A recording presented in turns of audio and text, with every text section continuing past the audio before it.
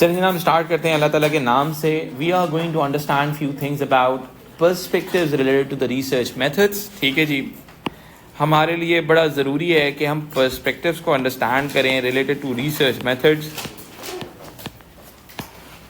Perspectives related to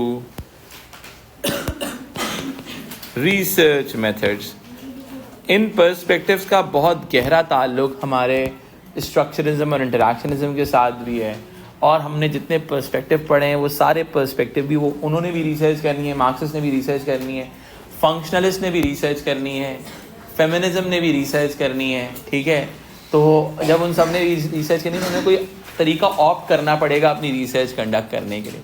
they need to opt a methodology to conduct a research. सही है, तो उस चीज़ को भी अंडरस्टैंड करना बड़ा ज़रूरी है। Perspective related to research methods, ये एक्चुअल में तो थोड़ा आगे जाके आता है टॉपिक, लेकिन मैं इसका बेसिक जो वर्जन होता है वो पहले पढ़ा देता हूँ। इससे होता ये है कि आप लोगों की अंडरस्टैंडिंग बिल्ड हो जाती है। जब हम मेथोडोलॉजीज पढ़ रहे होते हैं तो आपको पता होता है कि हमने कहाँ पर क्या चीज़ ऐड ऑन करनी है। ठीक है जी, अब देखो इसमें हमारे पास तीन मेजर पर्सपेक्टिव्स हैं। एक है पॉजिटिविज्म, दूसरा है इंटरप्रेटिविज्म,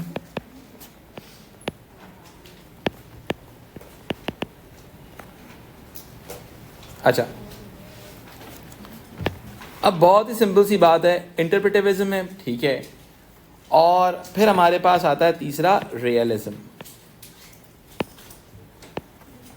ठीक है जी, हमारे पास ये तीन मेजर पर्सपेक्टिव्स आते हैं in terms of research methodology. ठीक है, कि किस तरह से कौन सा मेथोडोलॉजी किस जगह पर अप्लाई होता है। ठीक है, अब अगर मैं बहुत ही सिंपल सी बात करूं आपसे, तो ये बात अपने जहन में रखिएगा कि भाई आपकी रिसर्च मेथड्स के अंदर ना बहुत ही बेसिक सी चीज़ है। ठीक है,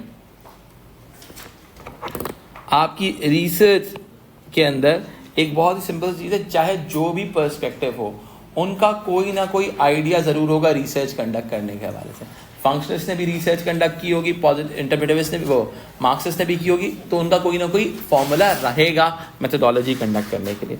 बिफोर मूविंग फॉरवर्ड, मैं आपको अगेन अपने फेवरेट सोशियोलॉजिस्ट, जिनसे मैं बहुत सारी बातों पे कई मरतबा चीज़ों का आगाज़ करता हूँ, उनकी थॉट के साथ मैं कॉम्ट को डिस्कस करना चाहूँगा।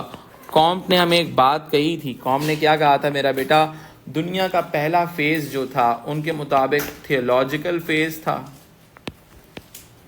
थियोलॉजिकल एरा था, जिसके अंदर रूल ऑफ रिलीजन था मेरा बेटा।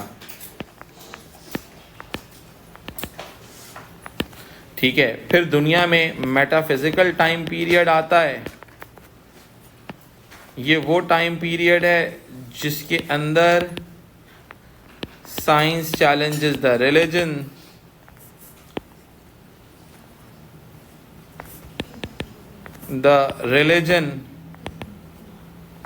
Science challenges the religion. सही है, बहुत ही सिंपल सी बात है। ठीक है, फिर इसके बाद एक पॉजिटिव टाइम पीरियड आता है जिससे पॉजिटिविज्म निकला है। इसका मतलब है rule of science and logic, rule of science and logic, rule of science and logic जो है वो अब इसी पॉजिटिव से ना मेरा बेटा आपका पॉजिटिविज्म एक्सट्रैक्ट आउट हुआ है। ठीक है, ये बात जहन में रखना, यानी कि हम साइंटिफिक और लॉजिकल बात करेंगे। क्या बात करेंगे बेटा? साइंटिफिक और लॉजिकल बात। ठीक है, अब हमारे पास हम बात करते हैं पॉजिटिविज्म के हवाले से। तो मेरा बेटा ये लोग कहाँ से लिंक है, मैंने अभी इनका ताल्लुक बताया, ये लिंक हैं साइंस एंड लॉजिक के साथ। तो बस अपने पास जहन में इसको छुपा के रख लो। ठीक है, अब देखो मेरा बेटा पहले एक बात समझते हैं। ठीक है, अब पॉजिटिविज्म वो हैं जिनके मुताबिक जो कहते हैं सोशियोलॉजिकल रिसर्च, ठीक है, ऑन नेचुरल साइंसेस ग्राउंड्स। जिस तरह से नेचुरल साइंसेस में रिसर्च होती है वैसे हमारे पास रिसर्च सोशियोलॉजी में होनी चाहिए। अब ये नेचुरल साइंसेस क्या है मेरा बेटा? Physics, chemistry, biology. अब सवाल ये उठता है कि ऐसा कौन सा कारनामा ये लोग अंजाम देते हैं कि जिसकी वजह से ये रिसर्च, इनकी रिसर्च को हमारे सोशियोलॉजी में भी प्रमोट किया जा रहा है। तो भाई पहली चीज़ तो ये, इनकी रिसर्च फैक्ट बेस्ड होती है, ठीक है, सही है, फैक्ट के ऊपर बात करते हैं, रीजनिंग या ओपिनियंस पे बात नहीं करते। उसी फैक्ट से ये क्या बनाते हैं मेरा बेटा, थ्योरी बनाते हैं। Am I right? Theory couldn't be challenge. Let's suppose Newton का थर्ड लॉ ऑफ मोशन आया, सही है, न्यूटन का जो थर्ड लॉ ऑफ मोशन है मेरा बेटा, वो क्या कहता है मेरा बेटा, वो ये कहता है every action has a similar reaction, सही है, थप्पड़ मारोगे तो आगे भी थप्पड़ पड़ेगा, ठीक है। तो ऑटोमेटिकली इजी सीन के अंदर अगर हम बात करते हैं तो हमें क्या बात समझ में आती है कि उन्होंने एक थ्योरी बना दी विच कुडंट बी चैलेंज, ठीक है। अब देखो इनकी जो रिसर्च मेथोडोलॉजीज होती हैं, एवरीवन हियर, इनकी आइडियाज जनरलाइज्ड होते हैं which can't be challenged easily, सब पर इम्प्लीमेंट होती है वो बात, ठीक है। और दूसरी चीज क्या होता है, ये बेटा ये जो फैक्ट होते हैं ना, ये वैल्यू फ्री होते हैं। वैल्यू फ्री का मतलब होता है ये किसी के अपने जाती ख्यालात नहीं होते, ये अनबायस्ड वर्जन ऑफ रियलिटी होता है, ठीक है। अगर आसान भाषा में आपको समझाने की कोशिश करूं तो इसका मतलब है, मैं इसके अंदर इसका ना मैंने एक अपना फॉर्मूला बनाया हुआ है, सही है। SS यानी कि social sciences is equal to NS, यानी कि social sciences like sociology, sociological research should be on the basis of natural sciences, scientific grounds, ठीक है। जिसके अंदर अगर हम इसकी बात करते हैं तो उसका मतलब क्या हुआ, research should be on the basis of facts, macro scale पर होनी चाहिए रिसर्च, क्योंकि फैक्ट जो होता है भाई, इस टाइम पर जो टाइम हो रहा है, टाइम इज अ फैक्ट, हर जगह पर एक है। तो अब जो फॉर्मूला आप पावर्टी का कोई रीजन बता रहे हो या पावर्टी की कोई चीज फॉर्मूला बता रहे हो, तो वो भी सब पर जनरलाइज होना चाहिए, अप्लाई होना चाहिए, ठीक है जी। फिर मेरा बेटा वैल्यू फ्री होना चाहिए content, value free. Value free का मतलब क्या होता है, कंटेंट शुड बी अनबायस्ड, इंसान के अपने ओपिनियन, आइडियाज वगैरह नहीं होने चाहिए, ठीक है। फिर उसके बाद आइडिया शुड बी क्वांटिटेटिव। अब देखो, सॉरी क्वांटिटेटिव में बाद में आऊंगा। ये कॉन्सेप्ट क्या है, ऑब्जेक्टिव रिसर्च। क्या है मेरा बेटा, ऑब्जेक्टिव रिसर्च का मतलब क्या होता है, टू दी पॉइंट रिसर्च। क्या मतलब है बेटा, टू दी। अब ये तमाम एट्रीब्यूट्स हमारे पास कहाँ से आते हैं, हमें सिर्फ एक जगह से तमाम एट्रीब्यूट्स मिल पाएंगे, और उस जगह का नाम है, उस दुकान का नाम है quantitative data. all the methodologies based on quantitative data is based on what, is based on positivist methodologies, ठीक है। So भाई quantitative data जो होता है मेरा बेटा, वो तमाम चीजें, क्या चीजें होंगी उसमें, तमाम एट्रीब्यूट्स पाए जाएंगे। एग्जाम्पल ले लेते हैं, हमारे पास क्वांटिटेटिव डेटा की एक एग्जाम्पल आती है ऑफिशियल स्टैट्स के नाम पे, यानी कि गवर्नमेंट के स्टैट्स होते हैं, ठीक है।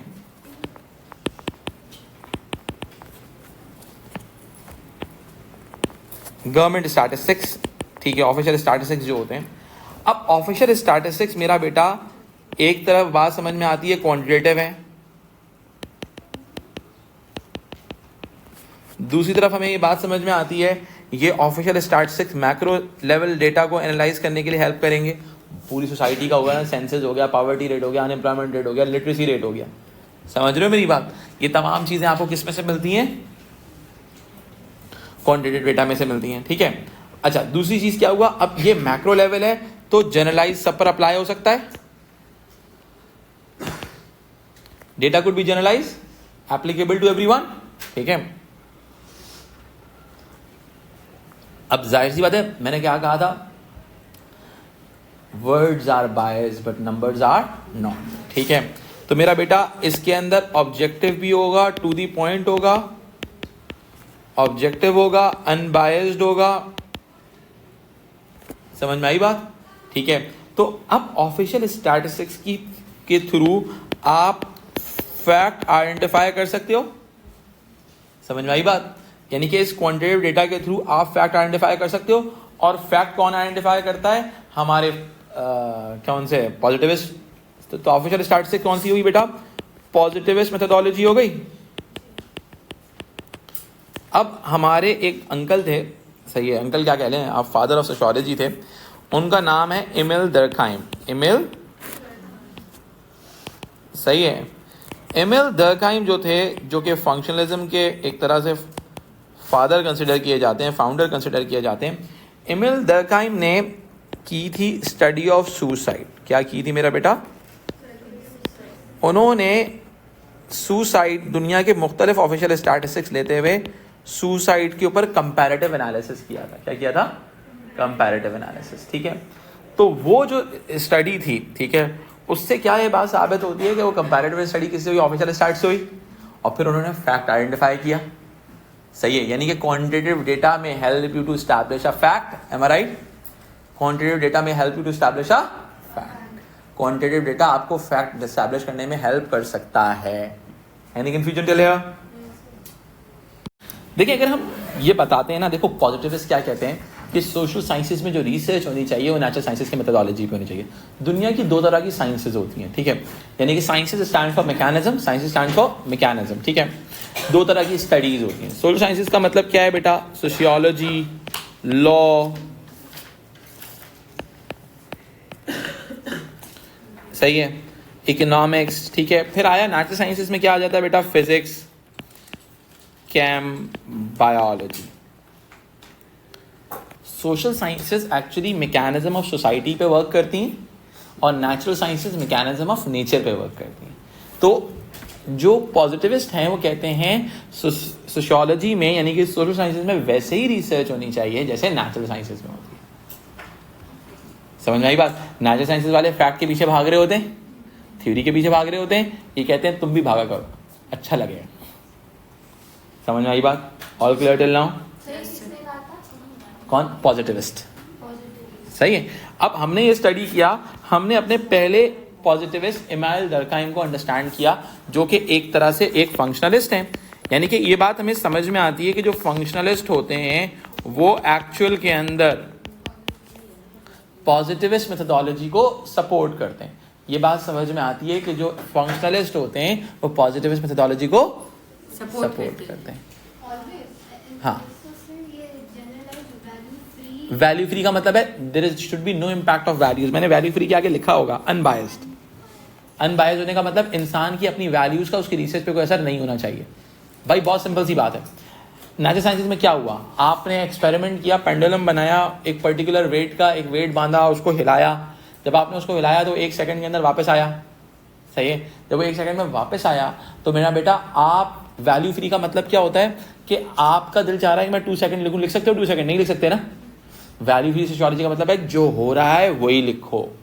अपने ख्यालात, अपने इजहार, अपने ओपिनियन, रीजन, बिलीफ, आइडियाज का इम्पैक्ट नहीं होना चाहिए। That's why they go for quantitative data because numbers are not biased, words are biased. Clear हो रही बात? अब मैं कहानी को थोड़ा सा आगे लेके चलता हूँ, ठीक है जी। अब मेरा बेटा हम क्या बात करने जा रहे हैं? अब हम इसके अगेंस्ट अप्रोच की बात करने जा रहे हैं, ठीक है। हम जब इसके अगेंस्ट अप्रोच की बात करते हैं बेटा तो हमें क्या बात समझ में आती है? इनको हम क्या कहते हैं? इसकी जो अगेंस्ट अप्रोच है एंटी पॉजिटिविस्ट कहते हैं, ठीक है। और हम इनको कहते हैं इंटरप्रेटिविस्ट,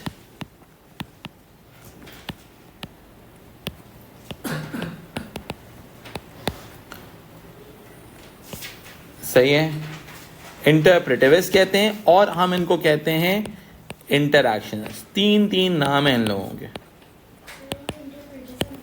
हाँ, अब इसको इंटरप्रेटिविज्म या इंटरप्रेटिविस्ट भी कहा जाता है, ठीक है। अब ये जो 3 नाम है, इसके पीछे क्या साइंस है इस बात को समझते हैं। हमारे पास सबसे पहले आता है एंटी पॉजिटिविस्ट। अब इनको एंटी पॉजिटिविस्ट क्यों कहा जाता है? बिकॉज ये कहते हैं there should be a different methodology, there should be a different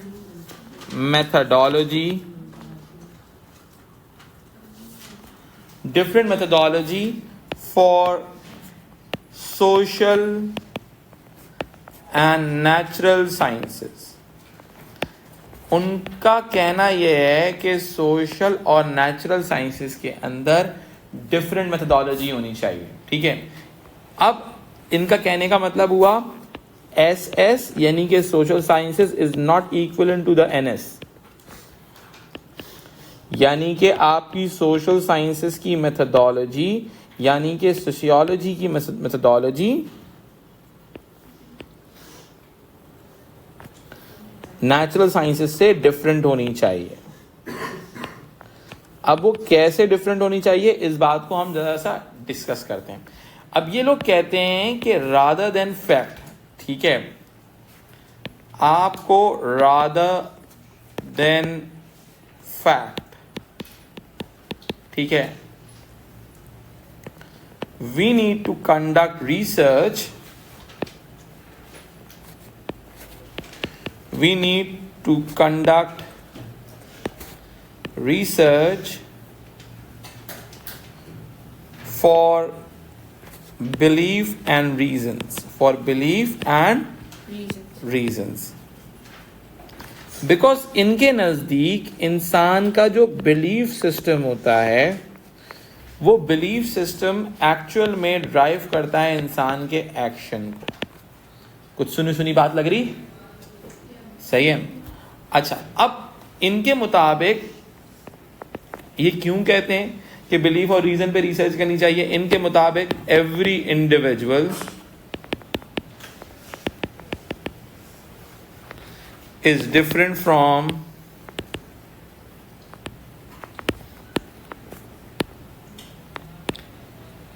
another individual,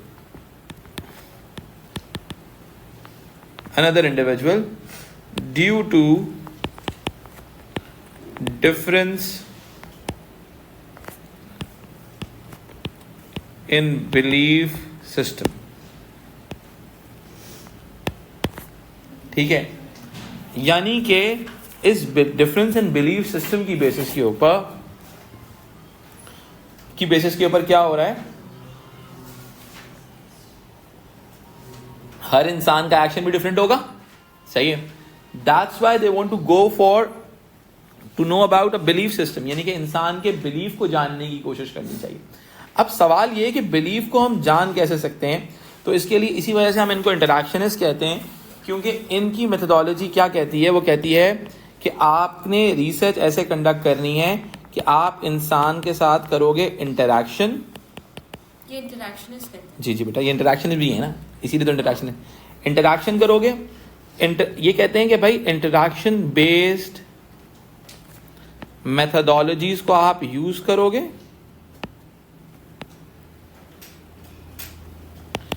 आप जब इंटरैक्शन बेस्ड मेथोडोलॉजीज को यूज करोगे तो ऑटोमेटिकली इनका कहने का मकसद ये है कि इंसान का इंटरैक्शन इंसान को सामने वाले के बिलीव्स को अंडरस्टैंड करने में हेल्प करता है, एंड दोज बिलीव्स में lead towards an action of an individual. समझ रहे हो मेरी बात? यानी कि इंसान के एक्शन को ड्राइव करते हैं उसके बिलीफ, सही है। और बिलीफ कैसे पता किए जा सकते हैं? इंसान से इंटरैक्ट करके, ठीक है। अब इसी वजह से ये लोग, इनको हम इंटरप्रेटिविस्ट क्यों कहते हैं? बिकॉज ये लोग इंटरप्रिटेशन की बात करते हैं। किसकी बात करते हैं मेरा बेटा? इंटरप्रिटेशन, यानी कि सब्जेक्टिव मेथोडोलॉजीज,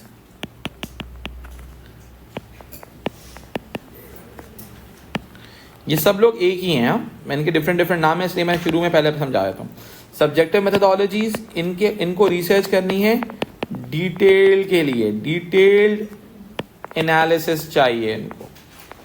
अब मेरा बेटा, जब कोई चीज़ सब्जेक्टिव होगी, डिटेल एनालिसिस चाहिए होगा, ये तमाम फीचर्स तो हमें कहाँ मैसर हैं? हमें मैसर हैं क्वालिटेटिव डेटा में। अब क्वालिटेटिव डेटा जो होता है वो सब्जेक्टिव भी होता है, ठीक है, ये डेटा सब्जेक्टिव भी होता है, ये डेटा डिटेल्ड भी होता है, ठीक है।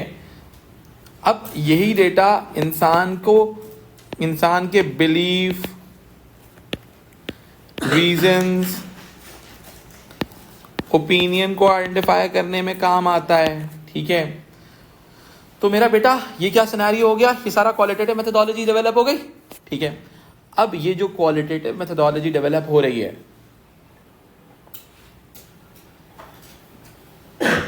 ये डेटा इसके साथ साथ डिफिकल्ट टू एनालाइज होता है। इसी वजह से अब देखो मेरी बात सुनो, डिफिकल्ट टू एनालाइज है, इसी वजह से ये research micro level research consider की जाएगी, सही है। माइक्रो लेवल एनालिसिस होगा, इंडिविजुअलिस्टिक होगा, बिकॉज इनकी रिसर्च इंडिविजुअलिस्टिक होती है, because every individual is different from another individual, every individual is different from another individual, सही है। माइक्रो लेवल इंडिविजुअलिस्टिक रिसर्च, इंसान को जानने की कोशिश करते हैं। अब देखो वहां पर स्ट्रक्चरलिज्म का फंक्शनलिज्म आ गया, यहाँ पर इंटरप्रेटिविज्म आ गया, इसीलिए हमने इंटरैक्शनिज्म जो हमने डिस्कस किया था वो इंटरप्रेटिविस्ट ही थे। जो उनकी मेथोडोलॉजी से हमने इंटरैक्शनिस्ट एक्शन थ्योरी की बात की थी, structure versus action, free will वाली बात। अभी ये फ्री विल की रिसर्च है, to know about a belief of an individual, what individual is thinking about something, getting a point. अच्छा अब देखो इस चीज का इनके फिनोमेना को थोड़ा सा और बेहतर तौर पे समझाता हूँ, ठीक है। अब लेट्स सपोज इनका फॉर्मूला ये है, इंटरैक्शन बेस्ड मेथड होगा, इंटरैक्शन बेस्ड मेथड होगा।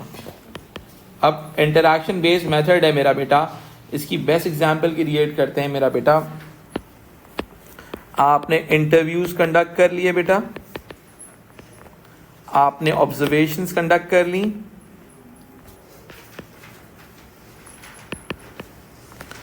तो आप एक्चुअल में इंटरैक्शन बेस्ड मेथड से क्या करते हो बेटा, आप प्रिडिक्ट करते हो सामने वाले का बिलीफ सिस्टम, सॉरी आप जानने की कोशिश करते हो इंटरैक्शन बेस्ड मेथड से, you are trying to know about a belief of a system individual. वो सोचता क्या है, फ्री विल क्या है इसकी, ठीक है। बिकॉज आप जब बिलीफ आइडेंटिफाई कर लोगे तो इनके मुताबिक you can predict an action of an individual, सही है। इसी चीज का नाम है एक्शन थ्योरी, जो कि मैक्स वेबर ने दी थी। इसी इंटरैक्शन बेस्ड मेथोडोलॉजी से आइडेंटिफाई करना, इंटरैक्शन करो, सामने वाले का बिलीफ आइडेंटिफाई करो and predict an action of an individual, सही है। मैक्स वेबर, लेमन मैक्स नहीं है, हाँ एक सेकंड में दिखा देता हूँ। अब देखो मेरी बात सुनो, ये लोग क्या कर रहे हैं बेटा, ये रिसर्च में क्या कर रहे हैं मेरा बेटा, ये रीजंस को आइडेंटिफाई कर रहे हैं, सही है। अब देखो सॉरी, अब ये जो इंटरव्यूज और ऑब्जर्वेशंस हैं मेरा बेटा, ये इंसान की रिसर्च के अंदर उसके रीजंस को आइडेंटिफाई कर रहे हैं, उसके बिलीव्स को आइडेंटिफाई कर रहे हैं, उसके ओपिनियंस को आइडेंटिफाई किया जाएगा।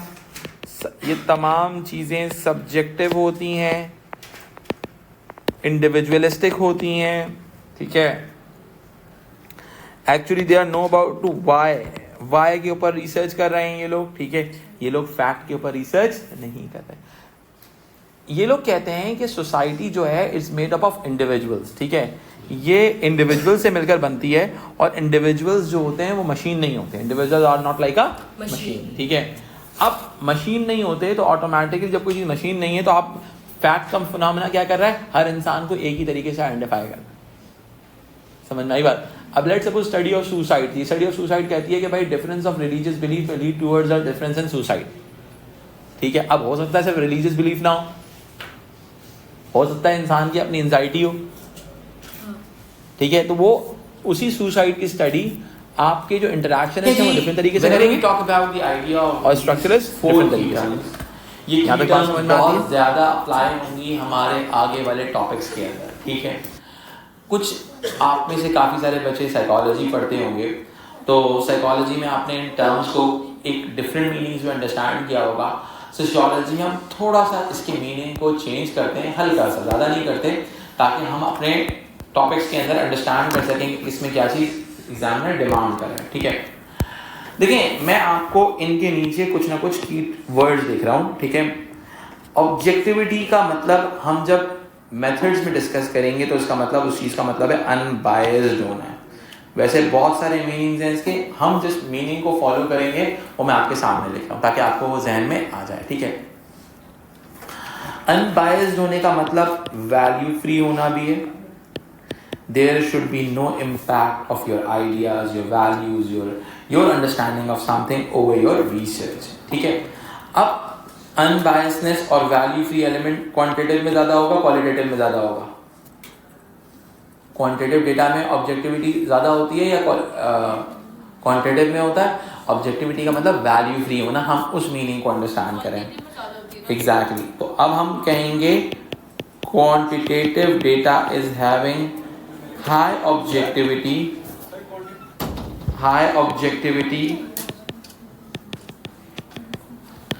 and the qualitative data is